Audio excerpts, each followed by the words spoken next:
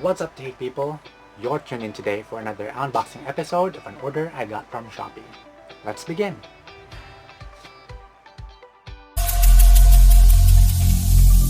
Every single day, I'm gonna make something great.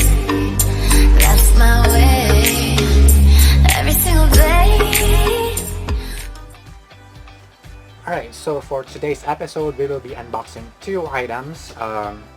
Primarily, these are photography vlogging accessories that we can use in our daily or in our setup.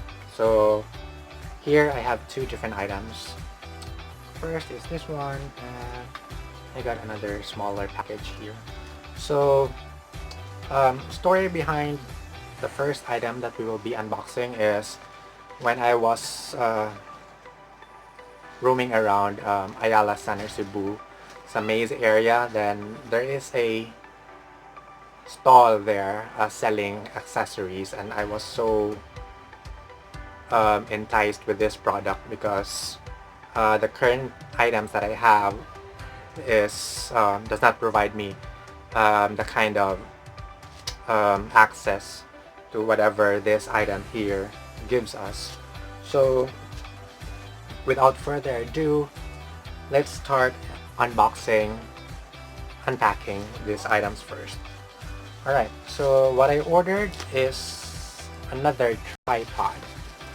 Okay, so actually this is my fifth tripod, and dili siya masayang because each of them has their own use.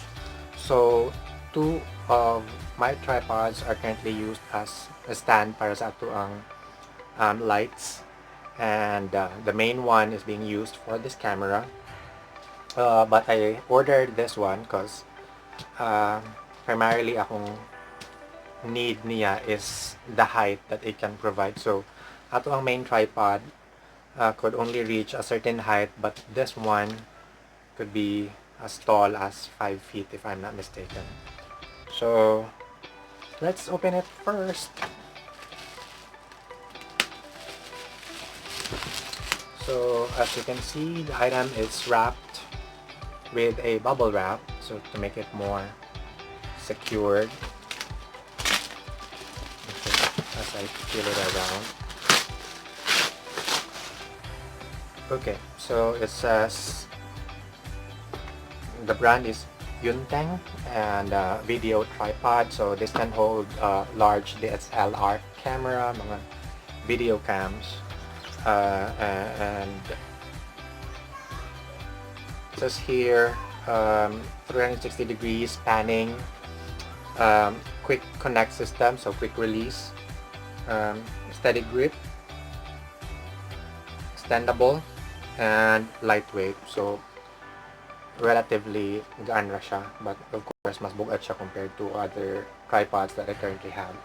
So the code for, or the brand code for, or unit code for this tripod is 668. So there's a lot of Yunteng tripods available sa Shopee and even Lazada, but if you will look for this kind of tripod that we are reviewing right now, just search for Yunteng tripod 668 and it will give you results for these items. Alright, this is so exciting. Oh, so inside there is a carry case.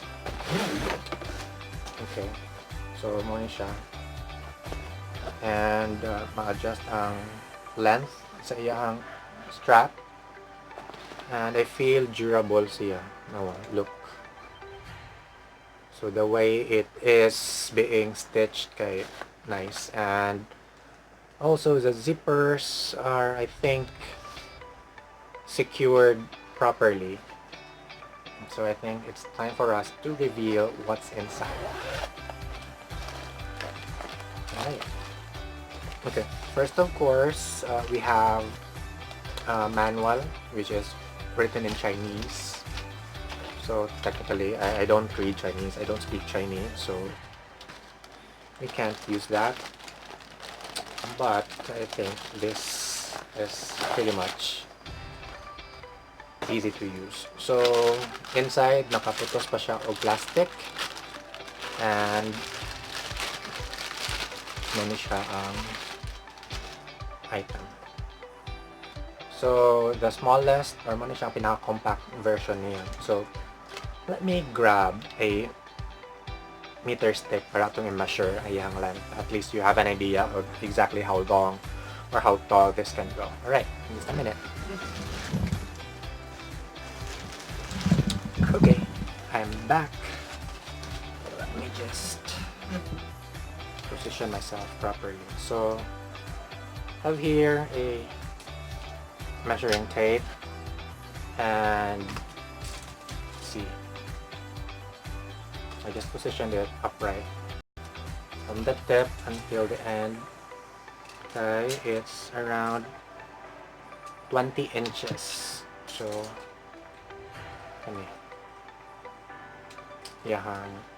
or 50 centimeters, so around half meter ang pinaka-compact version niya. So if you can see, this is the quick release plate. So if you have your items here, imo lang ni siyang i-release ang kani siyang joint, and then matanggal na siya. So if ever you want to have your camera detachable siya right away and easily ma-mount mo siya sa tripod, so this one is a big help. So you just slide it through and it's locked and secured. So also ang iyang screw is 1/4 inch, so it can fit to any 1/4 inch na opening. And let me just put it back. Okay, this ang iyang controller, tilt, and it can pan. So imura na siyang i-adjust ang iyang setting para it can smoothly swivel. So ano siya, imo na siyang i-release para smooth iyang pan. And if you want to tilt it, so mo na siya iyang mechanism. Also, what I like about it is kani siyang aside, pwede sad siya ma-tilt para vertical imong unit if you want to do that. And this one controls or locks the height of this mount. And what I also like about it is crank types, yeah. So you just have to twist, or how do you call this? Nga lang siya, mo siyang para ma-raise iyang platform. And then if you after you've reached the desired height, make sure to lock the screw para secured. Kaya if dili nimo siya i-lock, balik na siya o kaubos. So it is very important nga hinugid siyang i-lock din dapita. Alright, so ito sa balik sa ubos. Okay, and so it has 3 extension. First, I think the reach is, I think I measure from the foot of the leg, roughly 12.5 inches, so about sa karuliran. And then the second leg, I think it's about the same height, yeah, around 12 inches sad siya. And the third is just about 11 inches. So more or less nasa mga 12, 24 plus 10, around 34 inches yung height sa legs pa lang ni siya. So ako lang siyang iubos kaya di man makita sa tong camera. mo siyang i-lock balik. And also what I like about it is na siya kining hook dito sa ilalom, so you can attach or magbitay kag bisag unsa nga item or di ba arong holder yung maibitay sa ubos para easy ra siya, di siya mawala. Or you can put a weight to counter the balance if you want to put something here nga heavy, for example like camera nga jib, so it needs a counterbalance, so helpful ni siya nga part. And once you've also reached, make sure to secure this part, lock and unlock. Okay, so overall I'm very happy with this guy. Medyo bulky siya compared to my other tripods, but I'm very happy for this. It looks very nice and murag kere ra sakto naman yung weight. Okay, so we're done with this item, so let's go to the second product that is actually an accessory to this tripod here. So let me just take a quick break. I'll be back. So this is the second item, but before we proceed, let me just go back to the tripod. I mentioned I initially saw this Ayala Maze. It costs around 1,300 something moilahang selling price, but when you go online you can find something like as low as 500 pesos depending on the seller, na po itag 700. So you just have to go to the seller nga nanay purchase histories, nanay mga reviews para lesser ang chances nga ma-scam mo sa mga dili legitimate na sellers. Alright, that's just one tip. So going back to this item, let me just grab my scissors and we'll open this through. I mentioned earlier no nga, this is an accessory to the tripod. Okay. Alright, so this is actually a multi-function folding tripod head. So others called it ZFlex head. So mo ni siya yahang function.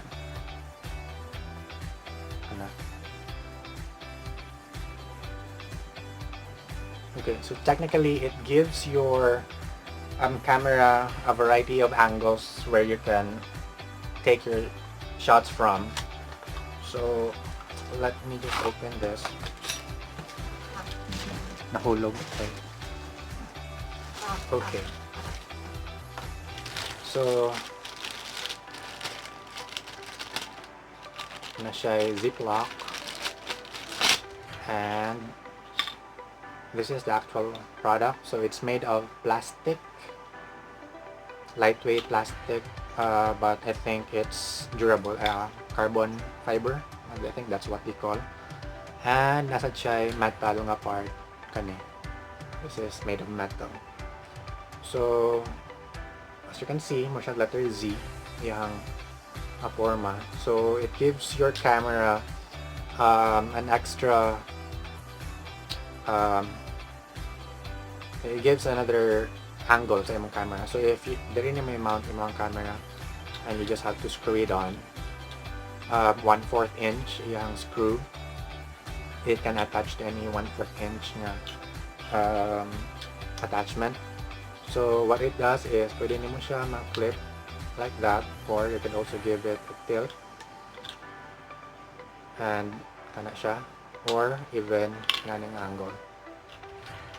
So if you'd like to produce different angles, so this is the best way to do it. I mentioned earlier, going back to the tripod, the only thing that it can do is lang sa side, usa lang kabuok. But with an extra accessory, it gives you an extra platform where you can play around with the angles for your shots. So let's attach this thing here sa tuang tripod. So actually, this is just an experiment for me and I haven't tried it on yet because we've shown you how it's being unboxed. So let me just take it here, and may duha ka holes. Kanang ibabaw is the 1/4 inch and this one is for the 3/8 inch. So depende sa unsay available. So I'll attach it to the 1/4 inch. Just have to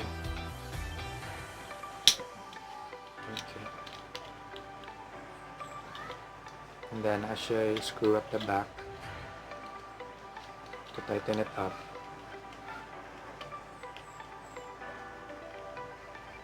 Okay, so there you go. And then from the quick release plate we can attach it back. Alright, so mounted na to ang ZFlex. Alright, so again, pwede siya na and gives your camera another angle if you'd like na different angle siya ng shots. So let's say naka-tutorial and you want to take a downward shot, so pwede siya mabali and put it back and back again. So tight iyang hinges, and also ni siya if ever malusen na siya kakapin nga tool where you can tighten it up. So it is important not to lose this one. So ni siya just to secure the hinges if ever loosen na siya. So kani siya depende sa seller na ay 700 na ay 500, but I just got this for only 200 plus, so it was really a good deal during the time that I purchased. So timing lang jud sa Shopee. So I think that's just it for today. Hope this gives you an idea on how else you can make your photography setup being more efficient and mas quality, and of course sa angle lagi magdaan na, but at some point this will sort of help you with your still shots na stabilize ang imong kuha, and if you like to take videos, so it would be a great help using this tripod and this foldable tripod head. So let me know your thoughts on what do you think about these products, and if you have something else that you want us to review sometime in the future, then please write a comment below. And also, if you'd like to get more discounts, make sure to shop online compared to malls and mga actual stores, because I think mas cheaper good siya, and I would always suggest nga you go for the COD para dili ka ma-scam. Alright, so I think that's just it for today. Don't forget to subscribe to my channel, and if you like this video, give it a thumbs up, and again, thank you so much for tuning in today. Bye bye.